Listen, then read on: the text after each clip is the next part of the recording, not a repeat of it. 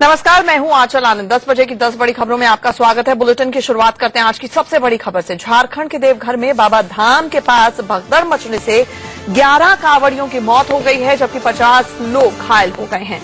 घायलों को पास के अस्पताल में भर्ती कराया गया है। आपको बता दें कि आज सावन का दूसरा सोमवार है और भगवान शिव की पूजा के लिए रात से ही भीड़ लगी थी। बताया ये जा है कि करीब 1.5 लाख लोग मंदिर में दर्शनों के लिए आए थे। ज्यादा भीड़ होने की वजह से ये हादसा हुआ है। तस्वीरें आपके सामने हैं। लाखों की तादाद में बाबा धाम पर कांवड़िए जुड़ते हैं, लोग जुटते हैं। 12 ज्योतिर्लिंगों में से एक है बाबा धाम देवघर।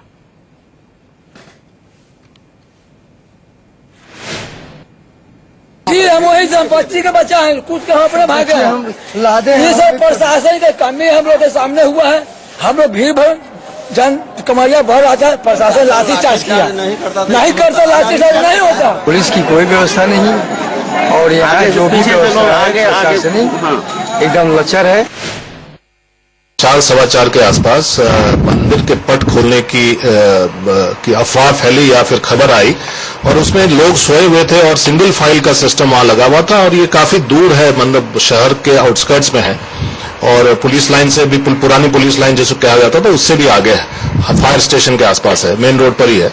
लेकिन जैसे ही ये खबर पहुंची तो कुछ लोग जो है सोकर जो उठे वो लोग अपनी कतार तोड़कर आगे भागने लगे तो दूसरे लोग भी अफवाह और हल्ले में उठे और वो लोग भी उठकर भागने लगे।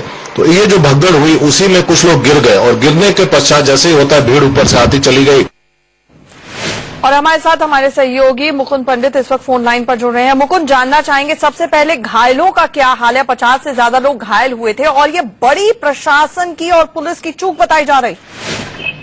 घायलों का इलाज अभी फिलहाल जो है सदर अस्पताल देवघर में किया जा रहा है, लेकिन जिस तरह से इलाज होना चाहिए उस तरह से इलाज नहीं हो रहा है, देरी हो रहा है। यहाँ का कांवड़िया के परिजन जो है ना हंगामा कर रहे हैं और कांवड़िया को बेड में न रखकर जैसे तैसे पर्स में रख करके इलाज किया जा रहा है, जिससे जो है ना यहाँ के कांवड़िया जो है ना काफी जो है मतलब गुस्से में है।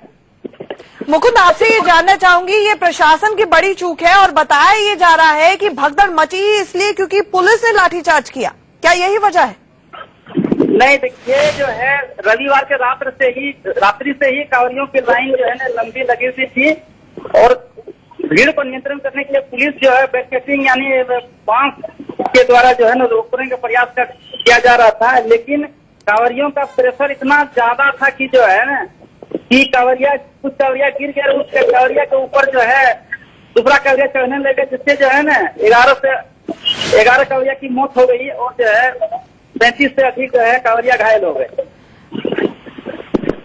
मुकुंद, आप हमारे साथ बने रहिए। हम बड़े सवाल यहाँ पर उठा रहे हैं। 1.5 लाख से ज्यादा लोग यहाँ पर जुड़ते हैं बाबा धाम मंदिर पर, देवघर इसके लिए जाना जाता है। ऐसे में हादसे के बाद कांवड़ियों की मौतों का जिम्मेदार कौन है, बड़ा सवाल है जो हम उठा रहे हैं यहाँ पर। लाखों की भीड़ पर लाठीचार्ज क्यों हुआ? क्योंकि बताया जा रहा है कि पुलिस का लाठीचार्ज हुआ, इसीलिए भीड़ अनियंत्रित हुई। भीड़ को नियंत्रित करने के लिए पुख्ता इंतजाम क्यों नहीं थे जब पता था कि इतने लाखों लोग वहां पर जुटने वाले हैं? सावन के महीने के मद्देनजर अतिरिक्त इंतजाम क्यों नहीं थे? क्राउड मैनेजमेंट सही क्यों नहीं था? और हादसे के बाद कांवड़ियों की मौतों का जिम्मेदार कौन है? ये तमाम सवाल यहाँ पर उठ रहे हैं क्योंकि ये दूसरा सावन का सोमवार है। ये पता था प्रशासन को कि हजारों लाखों की तादाद में यहाँ पर लोग आने वाले हैं। ऐसे में 10 किलोमीटर दूर मंदिर से, बाबा धाम से 10 किलोमीटर दूर ये बड़ा हादसा हो जाता है जहां 11 कांवड़ियों की मौत हो जाती है। अस्पताल में जो घायल हैं उनका भी सही से इलाज नहीं चल रहा है, जिस तरह से मुकुंद हमें बता रहे थे।